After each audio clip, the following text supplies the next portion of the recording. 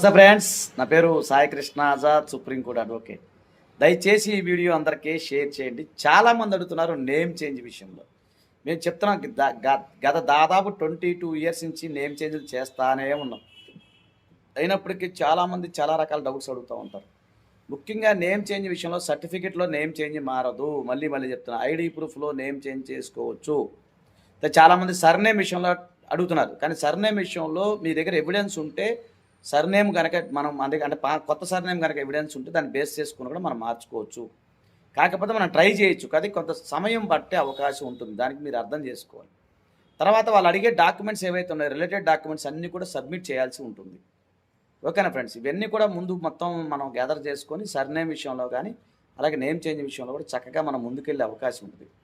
ఇది కేవలం అవగాహన కోసం చేసే వీడియో మాత్రమే. మీకు కేవలం నేమ్ చేంజ్కి సంబంధించి అపాయింట్మెంట్ కంటే పై నెంబర్ ఏదైతే ఉందో దానికి ఫోన్ చేయండి. కేవలం అపాయింట్మెంట్ కోసం ఫోన్, వేరే సలహాల కోసం దయచేసి ఫోన్ చేయండి. ఓకేనా? Thank you. నమస్తే. జై హింద్.